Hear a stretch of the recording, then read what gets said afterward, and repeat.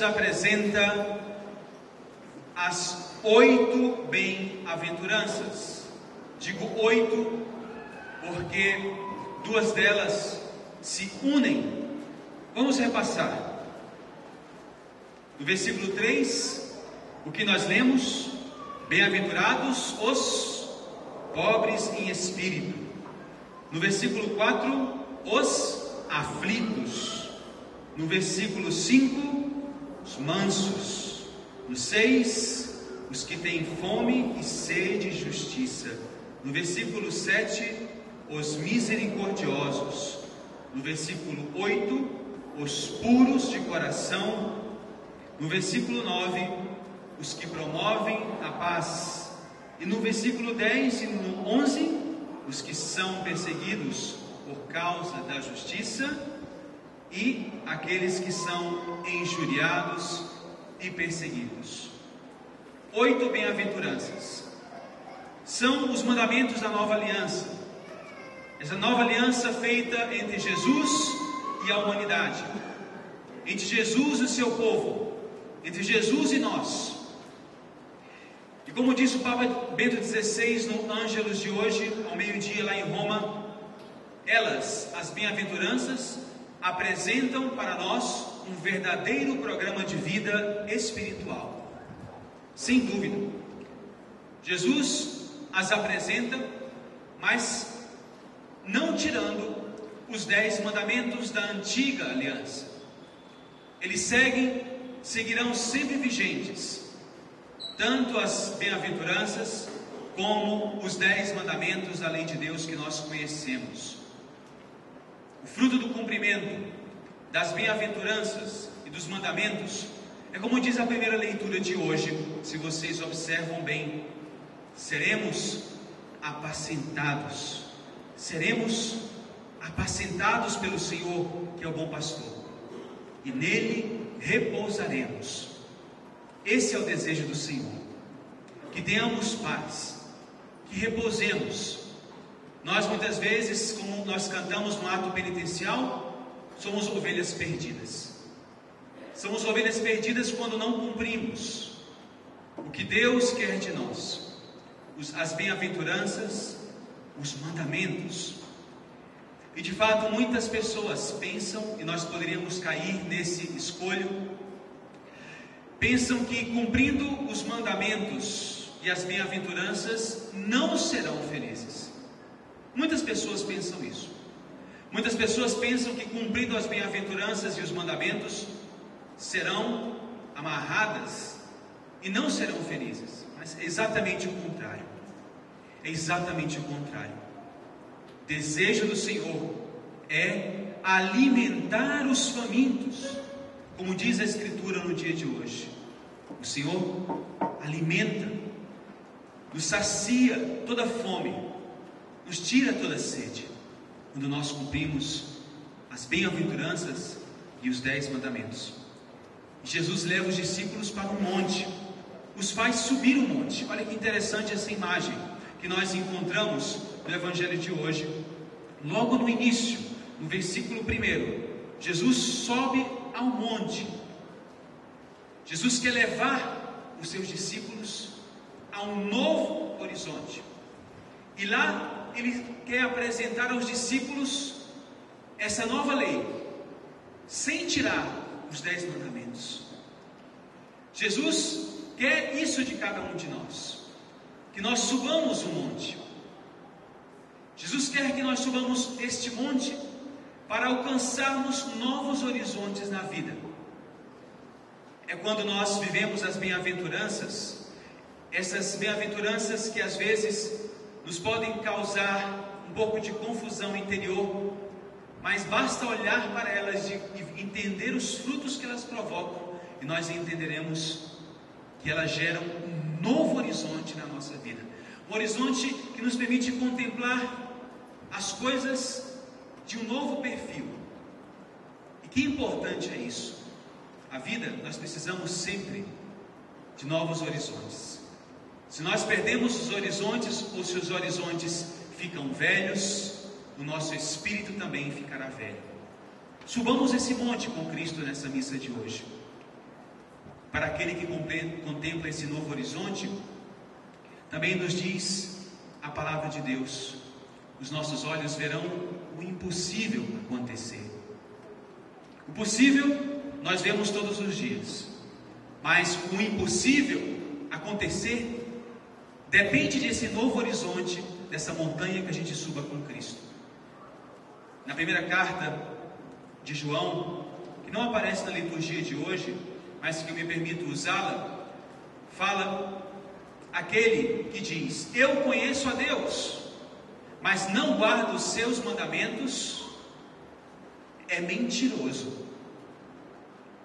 Nós podemos dizer: eu conheço Deus, mas se nós não guardamos as bem-aventuranças e os mandamentos, diz a palavra de Deus, somos mentirosos.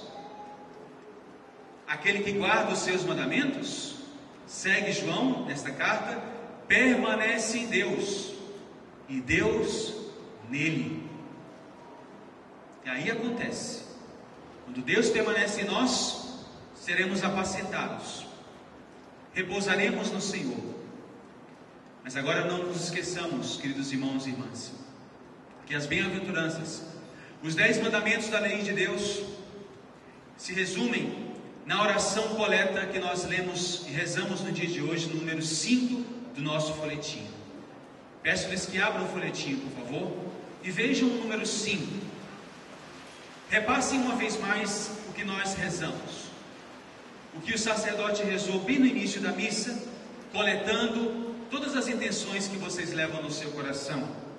Diz essa oração: concedei-nos, Senhor nosso Deus, a adorar-vos de todo o coração e amar todas as pessoas com verdadeira caridade. Como que os mandamentos e as bem-aventuranças surgem de 2 grandes afluentes. De um lado, o amor a Deus, e de outro, o outro afluente, o amor ao próximo. Então eles formam esse grande rio muito caudaloso, o rio do amor de Deus. Nós temos que suplicar ao Senhor, essa oração que nós vamos fazer no final da missa, depois da comunhão: renova, Senhor, a nossa fé. Sim, Senhor, renova a minha fé em Ti, renova a minha fé no meu próximo. Também diz a primeira carta de João: se alguém disser, amo a Deus, mas odeia o seu irmão, é um mentiroso. Pois quem não ama o seu irmão, a quem vê, a Deus, quem não vê, não poderá amar. É porque amor a Deus e ao próximo são inseparáveis. As bem-aventuranças nos levam a isso. Os mandamentos nos levam a isso. Cada obra de amor ao próximo, levada a cabo de todo o coração, fará sempre aproximar todas as pessoas de Deus, nos dizia Madre Teresa de Calcutá. De fato, um paroquiano uma vez pediu a Deus a graça de vê-lo, pediu a Deus a graça de poder encontrar-se com Deus. E um anjo do Senhor se apareceu para esse paroquiano e disse assim: olha, o Senhor te diz, põe-te de caminho. Deus quer se encontrar contigo depois do rio, no outro lado da montanha. Então esse paroquiano fervoroso, que vem à missa todos os domingos, que escuta a homilia todos os domingos, saiu imediatamente em direção de Deus. Mas no meio da viagem ele se encontra com uma pessoa ferida, que lhe pedia socorro. Aí aquele paroquiano olhou para o ferido e disse assim: olha, eu não posso demorar muito, Deus está à minha espera. Espera um pouquinho e eu venho aqui antes do anoitecer. E saiu correndo em direção de Deus, lá do outro lado da montanha, e segue o paroquiano, que dizia amar a Deus, que que dizia observar os mandamentos e as bem-aventuranças. Aí vai avançando na montanha e se encontra mais adiante com uma pessoa que estava num carro e o carro estava atolado. Aí ele olha para o carro atolado e diz assim: olha, te prometo ajudar-te. Daqui a pouco, espera só um pouco que eu vou me encontrar com Deus. Então aquele paroquiano sai correndo em direção a Deus. E para surpresa dele, no local onde Deus esperava por ele, no local combinado pelo anjo do Senhor, ele vê uma placa que dizia assim: olha, querido paroquiano, fui ajudar o ferido que tu deixaste abandonado, e eu vou voltar de carona com o amigo que atolou o seu carro. Assinado Deus. Sempre que nós marcamos um momento de entrevista com Deus, Ele vem ao nosso encontro com os mais necessitados. Amor a Deus e ao próximo nunca se separam. E por isso dizia João Paulo II, e com isso termina esta homilia: só quem se deixa envolver pelo próximo, pelas suas pobrezas, mostra de maneira concreta o seu amor por Jesus. O fechamento e a indiferença para o outro significam fechar-se ao Espírito Santo, esquecer-se de Cristo e negar o amor universal do Pai. Sejamos fiéis na vivência dos mandamentos e das bem-aventuranças, amando a Deus e ao nosso próximo, começando especialmente pela nossa casa. Seja louvado nosso Senhor Jesus Cristo.